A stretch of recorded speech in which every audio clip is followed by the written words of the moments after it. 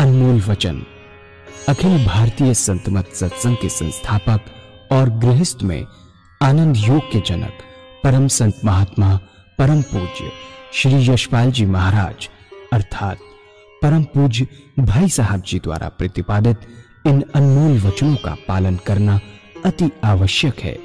ये वचन हमारी गृहस्थ आध्यात्मिक साधना के लिए मूलभूत सिद्धांत हैं, जो इस प्रकार हैं। हम दुनिया की हर चीज की कीमत आंकते हैं, अपने मानव जीवन की कीमत भी जाने व परमात्मा की प्राप्ति हेतु साधना करें। मनुष्य योनि एक उपहार है, इसीलिए परमात्मा को धन्यवाद देते हुए आधा घंटा प्रातःकाल, आधा घंटा सायंकाल पूजा अवश्य करें।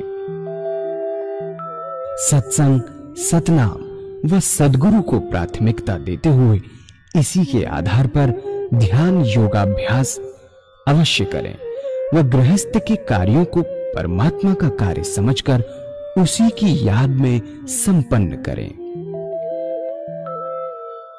हर समय यह ध्यान रहे कि गुरु कृपा द्वारा परमात्मा की पवित्र सत्ता का हमारी आत्मा में वास है, अतः मन में निरंतर अपने इष्ट देव का जाप करें। मान सम्मान की इच्छा ना करें व अपमान से दुखी ना हो। परमात्मा के अतिरिक्त किसी और का भय ना करें। दूसरों की बुराई न करें, न सुने, सत्य व मधुर बोलें, अश्लील शब्द मुंह से ना निकालें, सभी से नम्रतापूर्ण व सुंदर व्यवहार करें। धर्म पत्नी के अतिरिक्त अपने से बड़ी से माता जैसा, बराबर की से बहन जैसा व छोटी से पुत्री जैसा व्यवहार करें। सांसारिक जीवन यापन की आवश्यकताएं अंतहीन है, इसलिए अधिक से अधिक समय सत्संग में व धन परोपकार में खर्च करें। याद रखें, न स्त्री माया है, न धन दौलत, न ही परिवार। माया वह है जो हृदय को परमात्मा से दूर हटा दे। अतः निरंतर सत्संग और सद्गुरु की शरण में रहने का प्रयास करें। भोजन अपने इष्ट को अर्पण कर प्रसाद रूप में परमात्मा की याद में करें। रात्रि में सोने से पहले अच्छे बुरे कार्यों का आत्मनिरीक्षण कर उसका समुचित पश्चाताप करते हुए ध्यान करें व प्रभु की गहरी याद में ही विश्राम करें। परमात्मा तू ही है, तेरी इच्छा पूर्ण हो।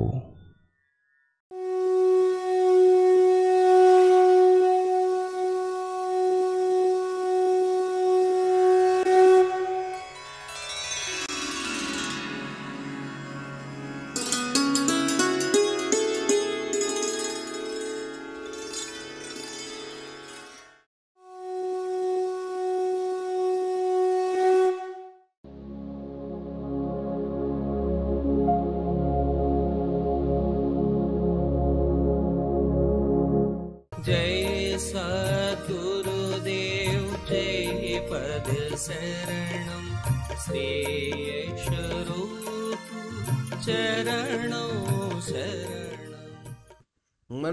मनुष्य को मारने के लिए, अपनी मनुष्य जाति को बर्बाद करने के लिए, अपने को मारने के लिए नहीं। आज आंकड़े ऐसे हैं, ऐसे भयंकर हथियार बन चुके हैं, अगर गलती से चल जाए और एटॉमिक वार छिड़ जाए, इन सारे हथियारों का इस्तेमाल हो जाए, जो जितने दुनिया के मात्र लोग हैं उन्हें 40 बार जन्म लेना पड़ेगा, तब भी इन हथियारों का असर कम नहीं होगा। पूर्ण सर्वनाश। इतने खतरनाक हथियार हमने बनाए और कितना पैसा खर्च होता है इन पर। अगर इस सारे पैसे को एकत्र कर लिया जाए दुनिया की भलाई के लिए, इस सारे पैसों को खर्च किया जाए, तो आज दुनिया की शक्ल बहुत बदल जाए। ये पृथ्वी स्वर्ग हो जाए, ना कोई आदमी बगैर काम का रहे, ना कोई घर बार का, इतनी सुंदर हालत हो जाए। परमात्मा ने हमारी पृथ्वी को स्वर्ग बनाया है। जितने एस्ट्रोनॉट हैं जिन्होंने उड़ानें भरी हैं, कहते हैं कि सबसे सुंदर पृथ्वी है।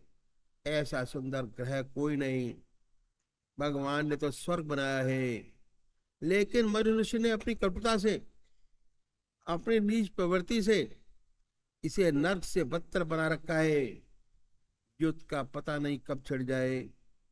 आइंस्टाइन ने बहुत सुंदर लिखा है कि जिस पूते पर हम आज चंद्रमा पर कहाँ कहाँ पहुंचे हैं, उसने लिखा है मैं नहीं जानता दुनिया का तीसरा विश्व युद्ध कैसा लड़ा जाएगा, परंतु ये पूर्ण जानता हूं कि अगर चौथा विश्व हुआ तो डंडे और पत्थरों से होगा।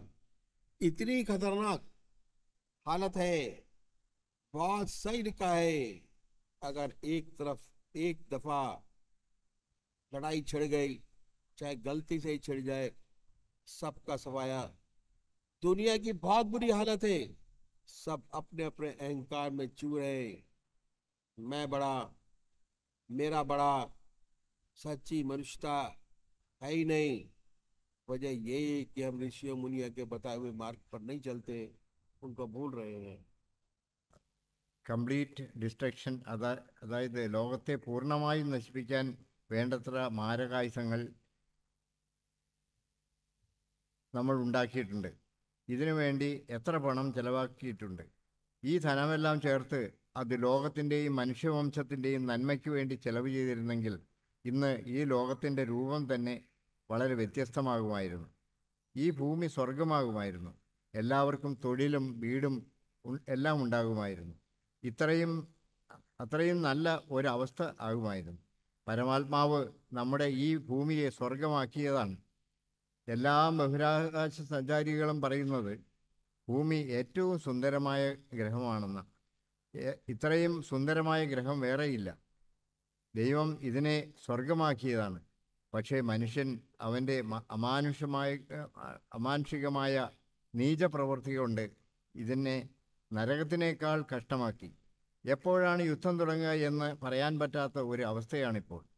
നമ്മളെ ചന്ദ്രനിലും എത്രയോ വേറെ സ്ഥലങ്ങളിലും എത്തിക്കാൻ സഹായിച്ച ശാസ്ത്രജ്ഞൻ ഐൻസ്റ്റീൻ ഒരു രസകരമായ കാര്യം എഴുതിയിട്ടുണ്ട്.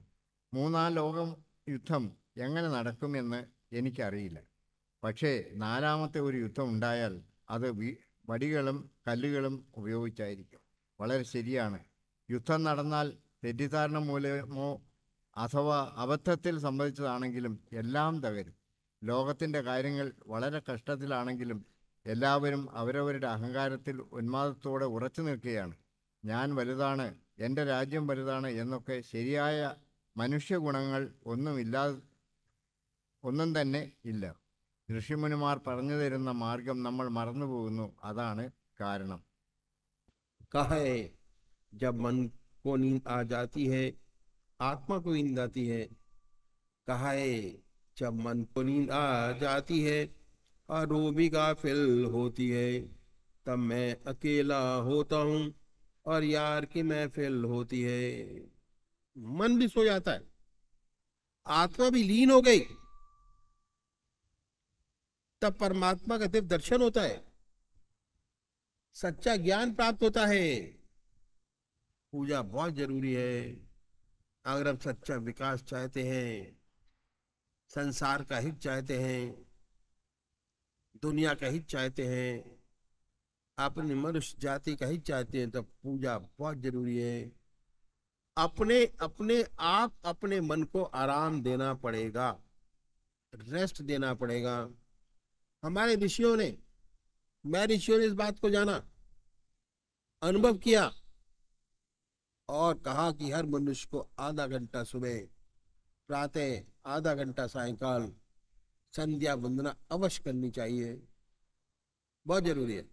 അപ്പോൾ ഭഗവാൻ നമ്മുടെ പൂജയ്ക്ക് വേണ്ടി വിശന്നിരിക്കുകയല്ല എന്ന് നമ്മൾ കണ്ടു. അവനവൻ്റെ പുരോഗതിക്ക് വേണ്ടി, മനുഷ്യൻ്റെ നന്മയ്ക്ക് വേണ്ടി, ലോകത്തിൻ്റെ നന്മയ്ക്ക് വേണ്ടി ഈ പൂജ അത്യാവശ്യമാണ്. മനസ്സിന് ഉറക്കം വരുമ്പോൾ ആത്മാവിനും ഉറക്കം വരും. ഒരു ചൊല്ലുണ്ട്, മനസ്സുറങ്ങുമ്പോൾ ഞാനും ഒറ്റയ്ക്കാണ്. എൻ്റെ കൂട്ടുകാരൻ്റെ ഒത്തുകൂടലാണ്. മനസ്സുറങ്ങുമ്പോൾ ആത്മാവും ഉറങ്ങും. അപ്പോൾ പരമാത്മാവിൻ്റെ ദിവ്യദർശനം കിട്ടും. അപ്പോൾ സത്യമായ ജ്ഞാനവും ലഭ്യമാകും. അതുകൊണ്ട് പൂജ വളരെ ആവശ്യമാണ്. നമ്മൾ സത്യമായ പുരോഗതി ആഗ്രഹിക്കുന്നെങ്കിൽ, ലോകത്തിൻ്റെ ശരിയായ നന്മ ആഗ്രഹിക്കുന്നുണ്ടെങ്കിൽ, മനുഷ്യകുലത്തിൻ്റെ നന്മ ആഗ്രഹിക്കുന്നുണ്ടെങ്കിൽ പൂജ വളരെ അത്യാവശ്യമാണ്. നിങ്ങൾക്ക് നിങ്ങളുടെ മനസ്സിന് റെസ്റ്റ് കൊടുക്കേണ്ടത് വളരെ അത്യാവശ്യമാണ്. ഋഷിമുനിമാർ അവരുടെ അനുഭവം കൊണ്ട് ഈ കാര്യം മനസ്സിലാക്കി. മനുഷ്യർക്ക് രാവിലെയും സന്ധ്യയ്ക്കും അരമണിക്കൂർ നേരം വന്ദനവും ധ്യാനവും ആവശ്യമാണെന്ന് അവർ തറപ്പിച്ചു പറഞ്ഞു. പൂജ എങ്ങനെ ചെയ്യാം? നിങ്ങൾ ഗൃഹസ്ഥർ ആയിരുന്നാലും സന്യാസിമാർ ആയിരുന്നാലും ആരായിരുന്നാലും അരമണിക്കൂർ രാവിലെയും അരമണിക്കൂർ വൈകിട്ടും സന്ധ്യാസമയത്തും വന്ദനവും പൂജയും ആവശ്യമാണ് എന്ന് നമ്മുടെ മഹർഷിമാർ പറഞ്ഞിട്ടുണ്ട്. हमारे महर्षि ने बताया, चाहे आप गृहस्थी हैं या सन्यासी, आपको आधा घंटा प्रातःकाल संध्या वंदना अवश्य करनी चाहिए और आधा घंटा सायंकाल। ये 2 समय निश्चित कर दिए हमारे महर्षियों ने बताया। और हमारे देश में 99% परमात्मा को मानने वाले लोग हैं, ईश्वर को मानने वाले लोग हैं और अपने किसी ना किसी ढंग से पूजा करते हैं। बहुत से लोग तो आधा घंटे से ज्यादा भी करते हैं। यदि हम उनसे पूछें कि इस पूजा का क्या लाभ, तो 2-4 बात बताने के खामोश हो जाते हैं। पहली बात कि ईश्वर का नाम लेना बहुत अच्छी बात है। हमारे घर में मंदिर है, हमारे दादाजी पूजा करते हैं, हमारे पिताजी करते हैं, हम करते हैं, हमारे देखा देखी हमारे बच्चे भी करते हैं। ईश्वर परस्त हैं, अच्छा है, और आप इससे ज्यादा क्या चाहते हैं? अगर उनसे पूछा जाए कि इस पूजा का क्या लाभ हुआ आंतरिक, तो ऐसे बहुत कम लोग होंगे जो ये कहेंगे कि हुआ। इन संतों ने कहा कि हम एक तरीका बतलाते हैं, यदि आप इस तरीके से पूजा करेंगे आपको विशेष लाभ होगा। और उन्होंने ऐसा तरीका बताया जो हर कोई अपना सके। किसी भी मजहब का मानने वाला हो, किसी भी धर्म का अनुयायी हो, अपने धर्म का मत चलते हुए कर सके, ऐसी बात बताई। और वह तरीका मैं आपके सामने रखूंगा। ഈ 2 സമയത്താണ് നമ്മുടെ മഹർഷിമാർ ഈ രണ്ട് സമയമാണ് പുലർകാലത്തും സായന്ത്രം. ഈ 2 സമയമാണ് നമ്മുടെ മഹർഷിമാർ നിശ്ചയിച്ചിരിക്കുന്നത്. നമ്മുടെ രാജ്യത്ത് 99% ആൾക്കാരും പരമാത്മാവിനെ വിശ്വസിക്കുന്നവരാണ്, പൂജ ചെയ്യുന്നവരാണ്, ഈശ്വരനെ വിശ്വസിക്കുന്നവരാണ്. അവരവരുടെ വിധിപ്രകാരം ഈശ്വരനെ പൂജിക്കുന്നവരുമാണ്. കുറേ പേർ അരമണിക്കൂർ കൂടുതൽ സമയം ഇത് ചെയ്യുന്നുണ്ട്. അവരോട് നമ്മൾ ഈ പൂജ കൊണ്ട് എന്താണ് ലാഭം എന്ന് ചോദിച്ചാൽ 2-3 കാര്യങ്ങൾ അവർക്ക് പറഞ്ഞു തന്നിട്ട് അവർ വീണ്ടും മൗനികളാകും. ഒന്നാമതായി അവർ പറയുന്നത്, ഈശ്വരൻ്റെ നാമം ജപിക്കുന്നത് നല്ല കാര്യമാണ്. ഞങ്ങളുടെ വീട്ടിൽ പൂജാമുറിയുണ്ട്, പൂജയ്ക്കായി പ്രത്യേകമായി ഒരു സ്ഥാനമുണ്ട്. ഞങ്ങളുടെ അപ്പൂപ്പന്മാർ പൂജ ചെയ്തിരുന്നു, ഞങ്ങളുടെ അച്ഛനമ്മമാർ പൂജ ചെയ്യാറുണ്ട്, ഞങ്ങൾ പൂജ ചെയ്യുന്നു, ഞങ്ങളെ കണ്ട് ഞങ്ങളുടെ കുട്ടികളും പൂജ ചെയ്യുന്നുണ്ട്. കുടുംബത്തിലെ എല്ലാവരും ഈശ്വരവിശ്വാസികളാണ്. ഇത് നല്ല കാര്യമല്ലേ? ഇതിനേക്കാളും കൂടുതലായി വേറെ എന്ത് വേണം? ഇതുകൊണ്ട് ആന്തരികമായി എന്തെങ്കിലും ലാഭമുണ്ടോ എന്ന് നമ്മൾ ചോദിച്ചാൽ വളരെ ചുരുക്കം പേരെ അങ്ങനെ ഒന്നുണ്ടായി എന്ന് പറയുന്നുള്ളൂ. അപ്പോൾ ഋഷിതുല്യരായ നമ്മുടെ സദ്ഗുരുക്കൾ ഇതിന് ഒരു വഴി പറഞ്ഞു തന്നു. നിങ്ങൾ ഇനി പറയുന്ന വിധം പൂജ ചെയ്താൽ നിങ്ങൾക്ക് വിശേഷിച്ച ലാഭം കിട്ടും. അവർ എല്ലാവർക്കും സ്വീകാര്യമായ ഒരു പൊതുവായ രീതി പറഞ്ഞു തന്നു. ഇത് ആർക്ക് വേണമെങ്കിലും ചെയ്യാം, എല്ലാ മതസ്ഥർക്കും ചെയ്യാം, ഏത് ധർമ്മത്തിലെ അനുയായിക്കും ചെയ്യാം. അവരവരുടെ മതത്തിൻ്റെ മാർഗത്തിൽ നിന്ന് വ്യതിചലിക്കാതെ ചെയ്യാവുന്ന കാര്യങ്ങളാണ് ഇവർ പറഞ്ഞു തന്നത്. അത് ഞാൻ ഇപ്പോൾ നിങ്ങൾക്ക് പറഞ്ഞു തരാം. संसार में हर मजहब में दो तरीके के व्यक्ति हैं, एक साकार पुजारी, दूसरे निराकार। बहुत पुराने जमाने से चले आ रहे हैं। इनमें वाद विवाद भी होते हैं, झगड़े भी होते हैं, लेकिन सब होते हुए आज तक दोनों कायम हैं। आज आपको साकार पुजारी भी नजर आएंगे, आपको निराकार पुजारी भी नजर आएंगे। बात ऐसी है कि मनुष्य का स्वभाव कुछ ऐसा ही है। किसी को चेहरे से प्यार होता है, किसी को शक्ल से प्यार होता है, किसी को चेहरे से प्यार नहीं होता, शक्ल से प्यार नहीं होता। ऐसे हैं जिन्हें शक्ल से प्यार होता है वे साकार पुजारी, और जिन्हें शक्ल से प्यार नहीं होता वे निराकार। इन संतों ने दोनों के लिए रास्ता बताया कि जो साकार पुजारी है उसका सब प्रथम कार्य एक इष्ट का निश्चित करना, और इसके लिए किसी के पास जाने की आपको जरूरत नहीं है। आपकी आत्मा सबसे बड़ा गुरु है। अपनी आत्मा से पूछिए कि परमात्मा की कौन सी मूर्ति आपको सबसे ज्यादा प्यारी लगती है, जिसमें परमात्मा की सबसे ऊंची भावना डाल सकते हो, उसे अपनाएं, उसे अपना इष्ट माने, उसी की पूजा करें, उसी का ध्यान करें। ऐसा नहीं कि कभी आप राम की पूजा करें, कभी कृष्ण की, कभी माँ की। अगर ऐसा करेंगे तो इसका विशेष लाभ नहीं होगा। दरअसल में पूजा का जो मकसद है वह चित्त की एकाग्रता प्राप्त करना है। ലോകത്തിലെ ഏത് മതക്കാരായാലും അവരിൽ പ്രധാനമായും രണ്ട് തരക്കാരാണുള്ളത്. ഒന്ന് ഈശ്വരൻ്റെ രൂപത്തെ പൂജിക്കുന്നവർ, മറ്റൊരു കൂട്ടർ രൂപമില്ലാത്ത നിരാകാരനായ ഈശ്വരനെ പൂജിക്കുന്നവർ. ഇത് പണ്ടുകാലം മുതലേ ഉള്ളതാണ്, പുതിയ ഒരു കാര്യമൊന്നുമല്ല. ഇവർ തമ്മിൽ വഴക്കുകളും വാദവിവാദങ്ങളും ഉണ്ടാകാറുണ്ട്. പക്ഷേ ഇതൊക്കെ ആയിരുന്നാലും ഈ രണ്ടു തരക്കാർ ഇന്നും നിലനിൽക്കുന്നു. ഇന്നും നമുക്ക് രൂപത്തെ പൂജിക്കുന്നവരെയും നിരാകാരനായ ഭഗവാനെ പൂജിക്കുന്നവരെയും കാണാം. അതെന്തുകൊണ്ടെന്ന് ചോദിച്ചാൽ മനുഷ്യൻ്റെ സ്വഭാവം അങ്ങനെയാണ്. ചിലർക്ക് ഈശ്വരൻ്റെ മുഖത്തിനോട് അല്ലെങ്കിൽ രൂപത്തിനോട് സ്നേഹമുണ്ടാകാം, മറ്റു ചിലർക്ക് രൂപത്തിനോട് സ്നേഹം ഉണ്ടാകില്ല. ഈശ്വരൻ്റെ രൂപത്തിൽ വിശ്വസിക്കുന്നവരും സ്നേഹിക്കുന്നവരും സകാര പൂജാരികളാണ്. ഈശ്വരൻ്റെ രൂപത്തിൽ വിശ്വസിക്കാത്തവർ നിരാകാര പൂജാരികളാണ്. ഋഷിതുല്യരും മഹാത്മാക്കളുമായ സദ്ഗുരുക്കൾ രണ്ട് കൂട്ടർക്കും യോജിച്ച വഴി പറഞ്ഞു തന്നിട്ടുണ്ട്. സാകാര പൂജാരിയുടെ ഏറ്റവും ആദ്യമായി ചെയ്യേണ്ട കാര്യം ഒരു ഇഷ്ടദൈവത്തെ നിശ്ചയിക്കുകയാണ്. ഇതിനൊരു ഗുരുവിൻ്റെയും ആവശ്യമില്ല. നിങ്ങളുടെ ആത്മാവ് തന്നെയാണ് ഇക്കാര്യത്തിൽ നിങ്ങളുടെ ഏറ്റവും വലിയ ഗുരു. നിങ്ങൾക്ക് ഏറ്റവും കൂടുതൽ സ്നേഹമുള്ള ഈശ്വരൻ്റെ രൂപം എന്താണെന്ന് നിങ്ങൾ നിങ്ങളുടെ ആത്മാവിനോട് ചോദിക്കൂ. ഏതിലാണോ ഈശ്വരൻ്റെ ഏറ്റവും ഉയർന്ന ചൈതന്യ രൂപം നിങ്ങൾക്ക് സങ്കല്പിക്കാൻ പറ്റുന്നതെന്ന് നിശ്ചയിച്ച് അതിനെ സ്വീകരിക്കൂ.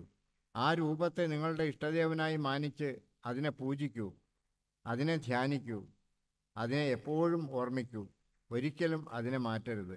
ചിലപ്പോൾ രാമനെ, ചിലപ്പോൾ കൃഷ്ണനെ, ചിലപ്പോൾ ദേവിയെ, അങ്ങനെ മാറി മാറി പൂജിക്കരുത്. ഇങ്ങനെ ഓരോ ദിവസവും ഓരോ ദൈവത്തെ മാറ്റിയാൽ വിശേഷമായ ലാഭം ഒന്നും ഉണ്ടാകുകയില്ല. വാസ്തവത്തിൽ ചിത്തത്തിൻ്റെ ഏകാഗ്രത പ്രാപിക്കുകയാണ് പൂജയുടെ ലക്ഷ്യം. ഇതിലും ഉയരുകയാണെങ്കിൽ ഞാൻ പറയും വിചാരശൂന്യമായ അവസ്ഥ പ്രാപിക്കുകയാണ് ലക്ഷ്യം എന്ന്. വിചാരശൂന്യത പ്രാപിക്കാനുള്ള ഒരു സാഹചര്യം ഉണ്ടാക്കുക, അത് നിങ്ങൾക്ക് ഒരു ഇഷ്ടരൂപം ഉണ്ടാകുമ്പോഴേ പറ്റുകയുള്ളൂ. അക്കാരണത്താൽ ഇന്നേ വരെ എല്ലാ സാകാര ഉപാസകരും ഒരേ ഒരു ഇഷ്ടദേവനെയാണ് ഉപാസിച്ചിരുന്നത്. ऐसी हालत जिसमें विचार शून्यता आ जाए जब भी हो सकता है जब आपका एक इष्ट हो। इसलिए आज तक जितने साकार पुजारी हुए सब एक इष्ट के उपासक थे। भगवान तुलसीदास भगवान राम के उपासक थे, और इतने जबरदस्त उपासक थे, जब मंदिर के दरवाजे पर पहुंचे द्वारकाधीश में, सबने प्रणाम किया, आपने प्रणाम नहीं किया। लोगों ने पकड़ लिया, कहने लगे कि आप तो भगवान के भक्त हैं, आपने प्रणाम क्यों नहीं किया। तुलसीदास जी ने भगवान की स्तुति की और भगवान की मूर्ति का बड़ा सुंदर वर्णन किया। आखिर में रो रो के कहने लगे कि तुलसी मस्तक जब झुके जब धनुष बाण लो हाथ, ऐसा कहते हैं कि भगवान के हाथ में धनुष बाण आ गया। ऐसे तुलसीदास जी ने दंडवत प्रणाम किया। ऐसे एक इष्ट के उपासक थे। ऐसे ही सूरदास भगवान कृष्ण के उपासक थे। उन्हें हर जगह भगवान कृष्ण नजर आते थे। उनके साथ भगवान हरदम रहा करते थे। वो कहते थे कि दर दीवार दर्पण भय, जित देखो तित तोय, काकर पाथर ठीकरी, भय आरसी मोए। कंकड़ों में, पत्थरों में भगवान कृष्ण नजर आते थे। इसलिए जितने भी साकार भक्त हुए सब एक इष्ट के उपासक थे। साकार पुजारी को अपना एक इष्ट निश्चित करना बहुत जरूरी है, बहुत आवश्यक है। जिसको आपकी आत्मा कबूल करे, चित्त उसी का ध्यान बनेगा, चित्त की एकाग्रता प्राप्त हो सकेगी। अगर बार बार बदलेंगे, बहुत सी मूर्तियों का ध्यान करेंगे, तो पूजा का मकसद पूरा नहीं होगा। पूजा का मकसद कंसंट्रेशन ऑफ माइंड, ध्यान। തുളസീദാസ് ഭഗവാൻ രാമൻ്റെ ഉപാസകനായിരുന്നു. എത്ര വലിയ ഉപാസകനായിരുന്നു എന്ന് കേട്ടോളൂ. ഒരിക്കൽ അദ്ദേഹം മധുരയിലെ ദ്വാരകാധീഷ് ക്ഷേത്രത്തിൽ പോയി. ക്ഷേത്രത്തിൻ്റെ വാതിൽക്കൽ ചെന്നപ്പോൾ എല്ലാവരും പ്രണാമം ചെയ്യുന്നുണ്ടായിരുന്നു. പക്ഷേ തുളസീദാസ് ജി അത് ചെയ്തില്ല. ആളുകൾ അദ്ദേഹത്തെ പിടിച്ചു നിർത്തി ചോദിച്ചു, നിങ്ങൾ ഭഗവാന്റെ ഭക്തനല്ലേ, പിന്നെ എന്തുകൊണ്ടാണ് പ്രണാമം ചെയ്യാത്തത്?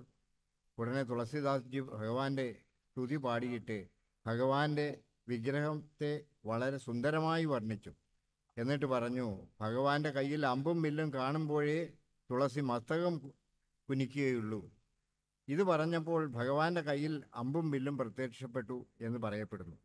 അതിനുശേഷം തുളസീദാസ് ജി സാഷ്ടാംഗ പ്രണാമം ചെയ്തു. അത്രയ്ക്ക് അധികം ഇഷ്ടദേവൻ്റെ ഉപാസകനായിരുന്നു അദ്ദേഹം. പോലെ സൂർദാസ് ഭഗവാൻ കൃഷ്ണൻ്റെ ഉപാസകനായിരുന്നു. അദ്ദേഹം എന്തിലും എല്ലായിടത്തും ഭഗവാൻ കൃഷ്ണനെ മാത്രമേ കാണുമായിരുന്നുള്ളൂ. അദ്ദേഹത്തിൻ്റെ കൂടെ എപ്പോഴും ഭഗവാൻ കൃഷ്ണനുണ്ടായിരുന്നു. വാതിലും ഭിത്തിയും മതിലുകളും എല്ലാം കണ്ണാടികളായി. എവിടെ നോക്കിയാലും എൻ്റെ ആത്മാവിൻ്റെ പ്രതിബിംബം മാത്രമേ കാണുന്നുള്ളൂ. പാറയും കല്ലും മണ്ണും കൂടങ്ങളും എല്ലാം കണ്ണാടി പോലെയായി.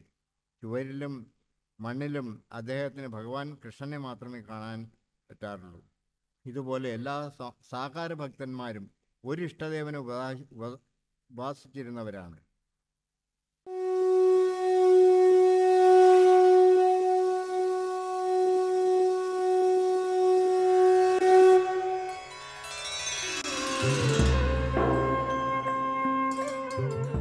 ध्यान योग के कार्यक्रम आनंद योग से निशुल्क जुड़ने के लिए संपर्क करें 9810239677।